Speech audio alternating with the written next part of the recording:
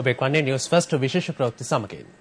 අද පස්වරු 6:45ට පමණ පිළියන්දල නගරයේදී බස් රථයක් තුළ සිදු වූ බෝම්බ පිපිරීමෙන් මියගිය පුද්ගලයන් 12 දෙනෙකුගේ සිරුරු මේ වන විට කළුබෝවිල ශික්ෂණ රෝහලේ තැන්පත් කර ඇතැයි පොලිස් මාධ්‍ය ප්‍රකාශක ජ්‍යෙෂ්ඨ නියෝජ්‍ය පොලිස්පති එන්.කේ. ඉලංගකෝන් මහතා පවසනවා. සිද්ධියෙන් තුවාල ලැබුවන් 20කට අධික සංඛ්‍යාවක් කළුබෝවිල ශික්ෂණ රෝහලට ඇතුළත් කර තිබෙනවා.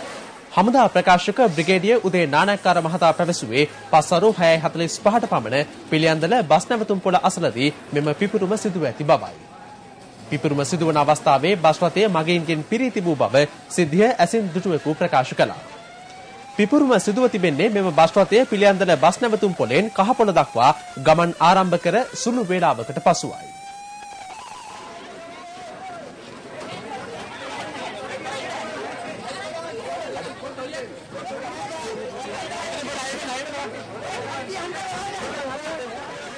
අද පස්වරු 6:45ට පමණ පිළියන්දල නගරයේදී සිදු මෙම බස් රථයේ තුල සිදු මෙම බෝම්බ පිපිරීමෙන් පුද්ගලයන් 16 දෙනෙකු මියගොස් 40 දෙනෙකු තුවාල ලබා ඇතැයි පොලිස් මාධ්‍ය ප්‍රකාශක එන්.කේ. ඉලංගකෝන් මහතා පවසනවා.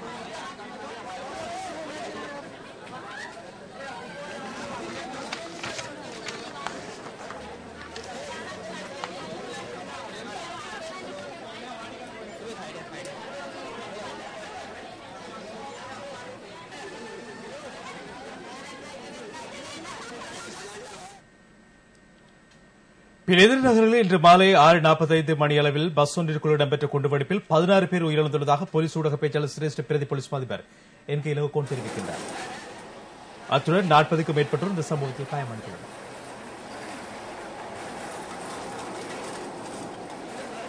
අද පස්වරු 6:45ට පමණ පිළියන්දල නගරයේදී බස් රථයක් තුළ තමයි මෙම බෝම්බ පිපිරීම සිදු වුණේ.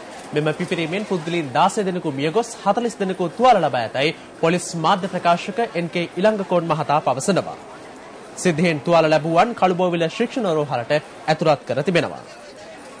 පිපිරුම සිදුව තිබෙන්නේ මෙම බස් රථයේ පිළියන්දල බස් නැවතුම් පොළෙන් කහපොළ දක්වා ගමන් ආරම්භ කර සුළු වේලාවකට පසුවයි.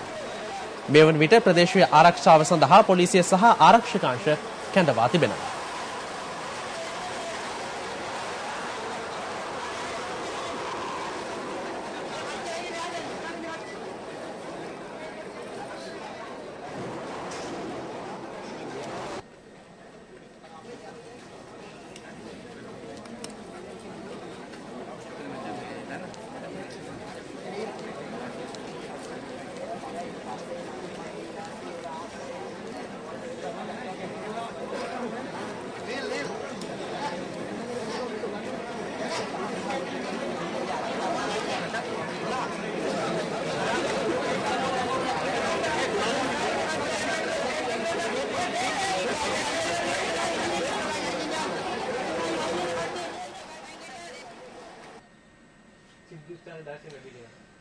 සිද්ධිය වූ ස්ථානයේ දර්ශන තමයි දැන් ඔබ මේ දකින්නේ. මෙම පිපිරීමෙන් පුද්ගලයන් 16 දෙනෙකු මියගොස් 40 දෙනෙකු තුවාල ලබා ඇති බව පොලිස් මාධ්‍ය ප්‍රකාශක එන්.කේ. ඉලංගකෝන් මහතා පවසනවා. සිද්ධියෙන් තුවාල ලැබුවන් කළුබෝවිල ශික්ෂණ රෝහලට මේ වන විට ඇතුළත් කර තිබෙනවා.